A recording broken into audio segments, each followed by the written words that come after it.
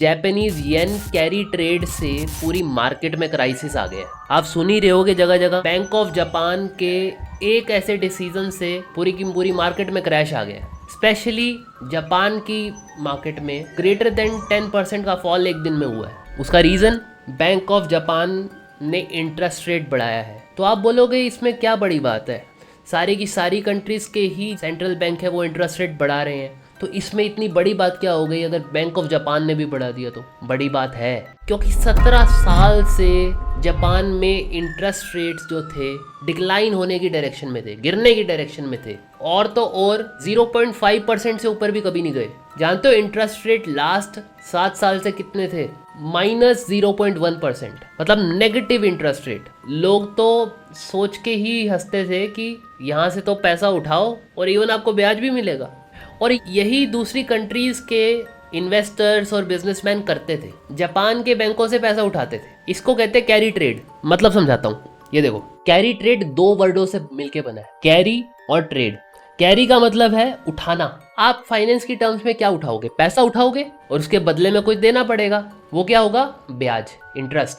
तो वो इंटरेस्ट जो है वो है कॉस्ट किसी पोजीशन को उठाने की, पैसा उठाने की। Simple, cost of holding a position including the interest rate paid on the borrowed funds. उधार लिए हुए पैसे पे इंटरेस्ट रेट पे करना। और ट्रेड का मतलब है सस्ता लेके महंगा बेचना। सिंपल है ना, यही है ट्रेड का मतलब। तो यहाँ पर क्या लिखा है? Borrowing in a low interest rate economy और currency and investing in a higher yielding asset elsewhere. अब आपने 0% पे पैसा उठा लिया और जहां मर्जी जाके दुनिया में अपना बिजनेस करने लग गए या किसी भी स्टॉक मार्केट में पैसा इन्वेस्ट कर दिया।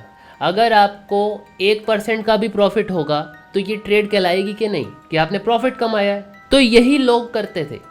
इट मीन्स इन्वेस्टर और businessman profit from difference between the lower borrowing cost and the higher return on their investments. समझ आया आपको? आप कोई बिजनेस स्टार्ट कर रहे हो, आप कोई प्रॉपर्टी इन्वेस्टिंग कर रहे हो, कुछ भी कर रहे हो, आपको उससे जो कमाई होगी वो 0% ब्याज से तो ज़्यादा ही होगी। तो कैरी ट्रेड ये होती थी। अब बात करते हैं कि हुआ क्या जापान में। तो जैसा कि मैंने आपको बताया, बैंक ऑफ जापान ने इंटरेस्ट रेट चेंज किया, जो कि 2010 से लेकर 2024 तक -0.1 से 0 की रेंज में था। ये देख सकते हो आप, -0.1 से 0 की रेंज में था। और मार्च 2024 में पहली बार इंटरेस्ट रेट बढ़ाया, 0.1% किया, यानी 0.2% बढ़ाया। -0.1% से 0.1% किया। 31 जुलाई 2024 को ये इंटरेस्ट रेट बढ़ा के 0.25 कर दिया। जबकि उनकी इन्फ्लेशन पीक पर थी। 2022 में 4.3% इनकी इन्फ्लेशन थी, तब इन्होंने इंटरेस्ट रेट नहीं बढ़ाया। जबकि बाकी सारे जितने भी सेंट्रल बैंक थे इंटरेस्ट रेट बढ़ा रहे थे, वो अपनी इन्फ्लेशन डाउन ले आए, ये नहीं लेकर आए। अब इनकी इन्फ्लेशन 2.8% आ गई है, तब इनको पता नहीं क्या सोचा कि इन्होंने अब इंटरेस्ट रेट बढ़ा दिए। और मजे की बात बताऊं, ऐसा सिर्फ इस पर्टिकुलर सेंचुरी में, 21st सेंचुरी में 3 बार हुआ है जब बैंक ऑफ जापान ने इंटरेस्ट रेट बढ़ाए हैं।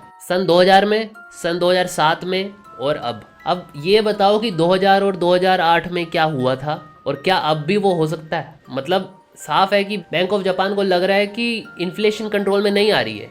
2% की एज में लेकर आना चाहते हैं पर आ नहीं रही है। तो ढीठ इन्फ्लेशन को कंट्रोल में लाने के लिए उन्होंने इंटरेस्ट रेट बढ़ाया। अब जिन्होंने कैरी ट्रेड ले रखी थी, जिन्होंने सस्ते में पैसा उठा के इन्वेस्ट कर रखा था, वो मारे गए। पर आप कहोगे कि सिर्फ 0.25% ही तो है, हमारे यहाँ तो 6.5% है इंटरेस्ट रेट। अरे लेकिन अगर इंटरेस्ट रेट 0 है, नेगेटिव है, तो पैसा भी तो बहुत ज़्यादा होगा ना, ब्याज ही नहीं देना। तो इसीलिए जापान के बैंक्स के टोटल फॉरेन क्लेम्स है ना, वो $5.1 ट्रिलियन है। ये 2023 का नंबर है एज पर CEC डेटा, मैंने उनकी वेबसाइट से उठाया है। ठीक है, ये काफ़ी हाई है। $5 ट्रिलियन की हमारी इकोनॉमी नहीं है और इतना पैसा जापान ने उधार पे दे रखा है। और 0.25% का रेट करते हुए बैंक ऑफ जापान ने बोला है कि ये एंड नहीं है, 31 जुलाई को, पिछले हफ्ते। तो जिन इन्वेस्टर्स ने येन फंडेड पोजीशंस ले रखी थी, कहीं भी ले रखी थी, उनको मार्जिन कॉल्स आई। अब मार्जिन कॉल्स मतलब कि आपको और पैसे अपने पास डिपॉजिट कराने पड़ेंगे अपने इन्वेस्टिंग अकाउंट में या जैसे भी, नहीं तो आपकी पोजीशंस जो हैं वो कट हो जाएंगी। थोड़ा सा टेक्निकल हो गया, मतलब सिंपल समझो कि आपके अकाउंट में उतने पैसे नहीं है जितने की आपने ट्रेड ले रखी है, इसलिए पैसा बढ़ाओ। और इसी वजह से क्या हुआ, मैसिव अनवाइंडिंग हुई पोजीशंस की। जिस वजह से क्रैश आया। जापान में लोगों ने बहुत ज़्यादा पैसा बोरो करके स्टॉक मार्केट में लगा रखा था, जिस वजह से 20% से ऊपर की फॉल एक हफ्ते में हो गई जापान में, और एक दिन में 10% की फॉल हो गई, क्योंकि उन सब लोगों ने अपनी पोजीशन काटी, अनवाइंडिंग की। कैरी ट्रेड अनवाइंडिंग, ये पर्टिकुलर नेम दिया गया है इसको, कि कैरी ट्रेड्स अनवाइंड हुई। सो स्टॉक्स, एसेट्स जो कि इन ट्रेड से फंड की गई थी, उनमें शार्प डिक्लाइन देखा गया। निकेई 225 इंडेक्स 10% से ज़्यादा एक सिंगल डे में गिरा। आप ये जाके पिछली वीडियो में देख सकते हो, मैंने पूरी की पूरी रिसेशन के बारे में बताया है कि कौन सी मार्केट कितनी फॉल करी और क्या वो फियर सही है कि नहीं। मतलब यही चीज़ें रिसेशन को कंट्रीब्यूट करती है ना। आपको इस वीडियो और उस वीडियो को लिंक करना चाहिए। पिछली वीडियो का लिंक डिस्क्रिप्शन में दे देता हूँ ताकि आप बाद में वीडियो के देख पाओ। अब इस सब के कंसिक्वेंस क्या होंगे, क्या परिणाम होंगे? सिर्फ जापान में ही नहीं, पूरे ग्लोबल इम्प्लीकेशन है। यूएस की मार्केट भी फॉल करी है, हमारी इंडियन मार्केट भी फॉल करी है। हालांकि इंडियन मार्केट को इतना इम्पैक्ट नहीं पड़ा, शायद से कैरी ट्रेड इतनी नहीं थी, सो इसलिए 3-4%, 5% के आसपास मार्केट गिरी मैक्सिमम। जबकि दूसरी मार्केट्स कोई 10%, कोई 15%, कोई 20% गिर रही हैं। एक टाइम पे क्रूड ऑयल के प्राइसेस भी डाउन आ गए थे रिसेशन के फियर्स के कारण, कि जब डिमांड नहीं होगी तो कोई अपनी गाड़ी में फ्यूल नहीं भराएगा, और फ्यूल नहीं भराएगा तो क्रूड ऑयल भी कम खरीदा जाएगा, जिस वजह से क्रूड ऑयल का प्राइस डाउन आ गया। ऐसे कभी होता नहीं है, कोविड में हुआ था जब डिमांड नहीं थी, पर इतना नीचे भी नहीं आया crude oil. Second, US market also felt the impact as tightening in Japan raised recession risk. अब आपको पता है जापानीज बैंक्स के ने यूएस ट्रेजरी बॉन्ड्स में टोटल 1.3 ट्रिलियन डॉलर लगा रखे हैं। मतलब यूएस के गवर्नमेंट के जो बॉन्ड हैं उसमें टोटल 1.3 ट्रिलियन डॉलर की इन्वेस्टमेंट कर रखी है। एक किस्म से उधार पे ले रखा है यूएस ने जापान से पैसा, इसको ये मान सकते हो। Since Japan has high foreign claims, तो borrowers have to pay higher interest toward those borrowings. मतलब क्योंकि 5 ट्रिलियन डॉलर के जो फॉरेन क्लेम्स हैं, उधार हैं, तो जो जिन लोगों ने, जिन इन्वेस्टर्स ने, जिन कंट्रीज़ ने पैसा उठा रखा, उनको अब इंटरेस्ट रेट पे करना पड़ेगा, जबकि पहले ऐसा नहीं था, फ्री में पैसा उठा लिया था। ठीक है, अब क्योंकि इतना सब कुछ हो गया बैंक ऑफ जापान के एक छोटे से डिसीजन के कारण, और उन्होंने ये स्टेटमेंट भी दी कि policy rate was still very low after a hike of 0.25%। ठीक है, उन्होंने ये, भाई बैंक ऑफ जापान के जो गवर्नर है काजुओ ओएडा, उन्होंने कहा कि जो ये पॉलिसी रेट है बहुत कम है, अभी भी और भी बढ़ सकता है। तो इस वजह से मार्केट शॉक थी, और एक पॉसिबिलिटी थी कि और भी रेट हाइक हो सकते हैं कुछ महीनों बाद। तो इस वजह से मार्केट जो है अनसर्टेनिटी हो गई। आप उस वीडियो में देखो, पिछली वीडियो में देखोगे कि मैंने आपको प्रॉपर एक ब्यौरा दिया है कि किस मार्केट में क्या हो रहा है, कितनी इन्फ्लेशन है, कितना इंटरेस्ट रेट्स हैं, क्या उनकी एक्सपेक्टेशंस हैं, कितना वॉलेटिलिटी हो रखी है, इवन इंडियन मार्केट में कितनी वॉलेटिलिटी थी, वो सब बता रखा है। आप एक बार उस एनालिसिस को जाके देखना इस वीडियो के बाद, लिंक इन द डिस्क्रिप्शन।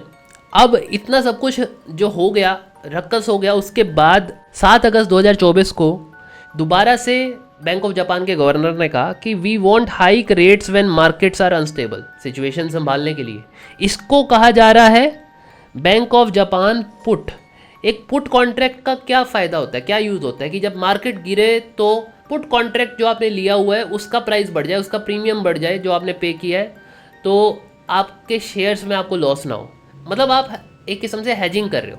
तो बैंक ऑफ जापान ने ये बोल के अपनी इंटरेस्ट रेट बढ़ाने वाली स्टेटमेंट को हेज कर लिया कि ठीक है, अगर अनस्टेबल मार्केट होगी तो हम इंटरेस्ट रेट नहीं बढ़ाएंगे। तो इससे मार्केट थोड़ी सी रिकवर हुई, क्योंकि एक रीएश्योरेंस थी कि और इंटरेस्ट रेट नहीं बढ़ेंगे। इस समय अनस्टेबल है मार्केट, तो आग में घी नहीं डालेंगे।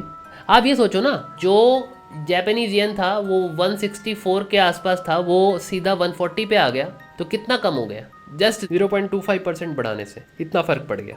मतलब इतने ज़्यादा अमाउंट में उन्होंने उधार दे रखा था। पर आप ये मत समझना कि यहाँ पर वॉलेटिलिटी ख़त्म हो जाती है। आपको क्या लगता है कि सिर्फ इंटरेस्ट रेट बढ़ाने की इम्प्लीकेशन इतनी होती है कि स्टॉक मार्केट फॉल कर जाती है और फिर दोबारा चढ़ने लग जाती है? इसके इम्पैक्ट तो बाद में आएंगे ना।